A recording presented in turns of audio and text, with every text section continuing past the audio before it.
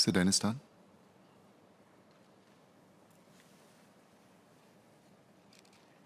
Mr. MCCY and SPS Baey for your answers. One SQ for Minister. The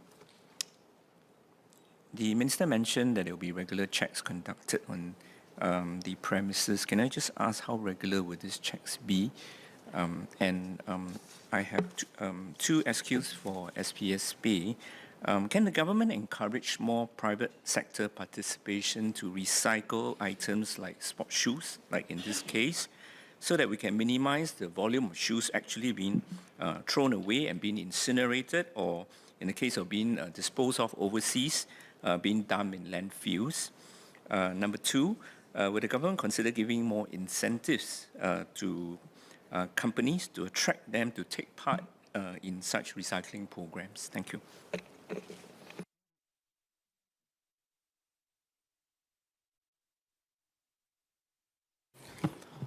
On how regular such checks should be made, I'm not going to be able to tell Mr. Tan with accuracy as to how much time, how many days, or how many weeks, and so on.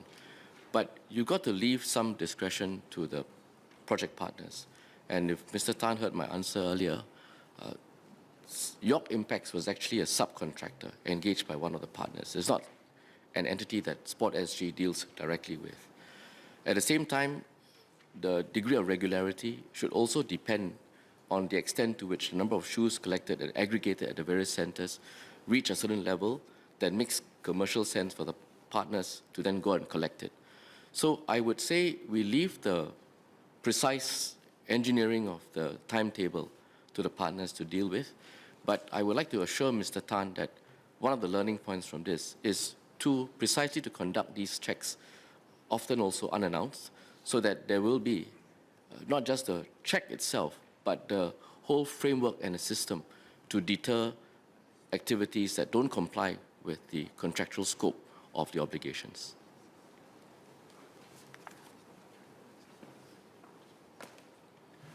As part of our zero waste nation vision, we like to encourage all consumers, users to reduce, reuse, and recycle. So we do welcome companies or non-governmental organizations to promote everyone us to do more of reduction, reusing, and recycling. So that's why the NEA look at supporting local capabilities in, for example, recycling. So grants are provided for facilities to build our capabilities. In this case, we supported BT Sports, one of the project's partners, in building the facility to convert the sports shoes into granules for use in rubber flooring. On top of that, we also have funds like the SG Eco Fund that will provide financial resources for both corporate as well as community organizations to promote environmental sustainability, and likes of rubber shoes recycling would certainly be something we'll be happy to support, and corporations and organizations are welcome to apply or talk to NEA, to MSE for their interest, and we can see how we can facilitate that. Thank you. So Zulkarnain Abdul Rahim. Thank you, Speaker. So I'm a former member of Sports SG board in the last term, and I welcome the efforts that Sports Singapore has done to support our sustainability efforts. I hope this episode won't deter our Sports Singapore to do such efforts. I understand that investigations are still ongoing, and this is a question for Minister Edwin Tong, MCCY, and that Minister mentioned about tweaking the process, fine-tuning the process, tightening the process downstream with the subcontractors. Are there any contractual mechanisms that Sports Singapore can impose on its partners to similarly have such monitoring mechanisms or tightening of that process downstream on the subcontractors? Thank you.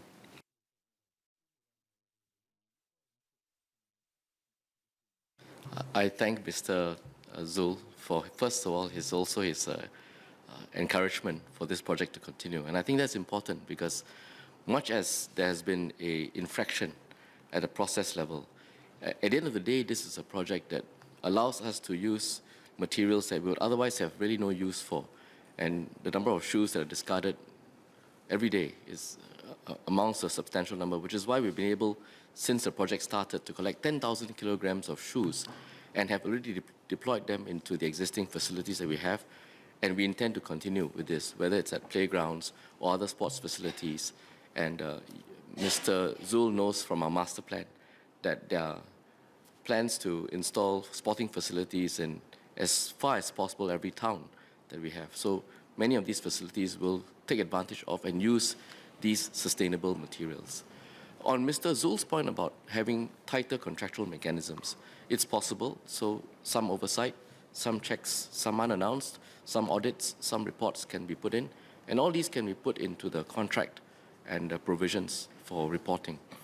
But at the end of the day, I think it's also important to bear in mind that this is otherwise not a complicated contract, not a complicated arrangement. It's really for an aggregator to come, go around the different bins to collect the shoes. And it's really a question of ensuring, taking steps to ensure that there's proper segregation. What resulted, as far as we can tell from the investigation, resulted in the problems that we've seen, came from a lax system for proper accounting and not allowing them to be properly sorted in segregated sections. That was the real problem. And so steps have been taken to correct this between ALBA and its various other subcontractors, those that it may appoint in place of York Impacts. But we'll certainly see the extent to which we can impart into these subcontracts some other mechanisms that tighten the process without being overly burdensome, which then in turn increases the cost of collection. Thank you. Mr. Bon Wing. Thank you, Mr. Speaker. My question is for MCCY. Learning from this incident, how will the ministry strengthen the process such that credible partners will be selected for future recycling projects? Thank you.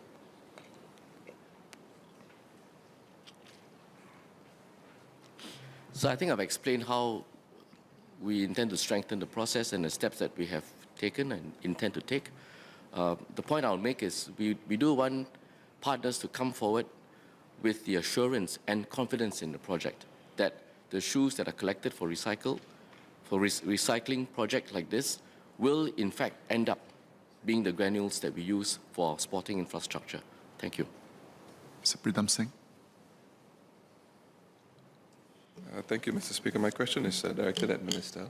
This is pertaining to the Reuters report, which I think really was addressing the prospect of greenwashing, at least the concern of greenwashing. I don't really have any objection to the principles behind why this initiative was carried out by Sport Singapore. I think sustainability initiatives really ought to be encouraged. But my question pertains to whether Sport Singapore, MCCY, made an assessment as to the conversion of sports shoes into rubber granules as being more green or more environmentally sustainable than the existing method, which, as I understand, also uses recycled tires, for example. So the question then is does this initiative move the needle, or is it just a conversion of one recyclable material for another? Thank you. The short answer is yes, there was such an assessment made, and to take Mr. Singh's comparison, without overly going into technical details, the rubber density of tires, old tires, is quite different from that of the shoes that you see. And the extent to which we want a certain density at the running track on the playgrounds, they rely better and use better the materials from the shoes rather than old tires.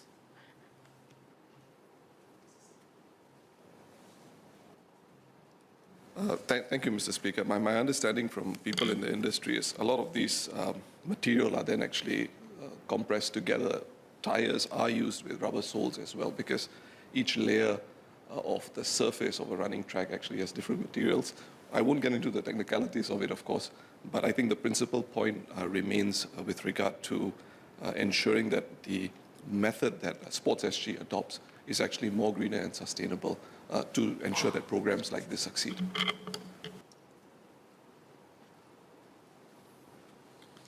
I won't get into a debate over the efficacy of which material is best used for playgrounds and sports grounds and so on, but I will ensure that the point that you raised is fed back to the relevant engineers so that they will study this.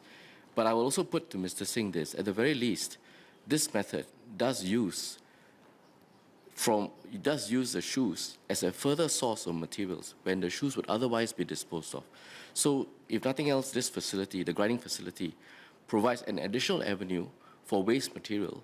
And I've said earlier in my answer, the number of shoes that are discarded provides an avenue for these shoes to be reused in public infrastructure facilities. Dr. Tan Ming.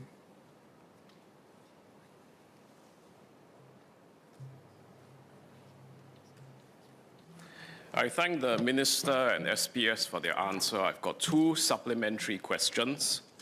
The first is on the description of lax sorting at the downstream contractor York Impex. Looking at the Reuters article of 25th of February 2023, I may stand corrected, but there's a phrase that says none of the 11 pairs of shoes donated by Reuters were turned into exercise paths or kids' parks in Singapore. In view of this, what is the ministry's assessment of how lax the sorting was, given that none of 11 shoes donated by Reuters actually went to the intended purpose?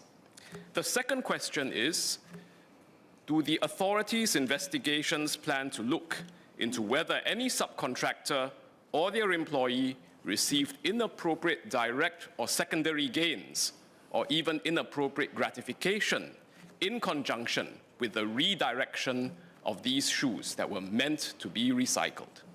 Thank you. Dr. Tan, did any of the shoes belong to your Clementi residence? Sorry, I just had to ask. I should declare, Mr. Speaker, that I do have Clementi residents Okay, who all donated right. shoes. Point taken. Thank you. Minister.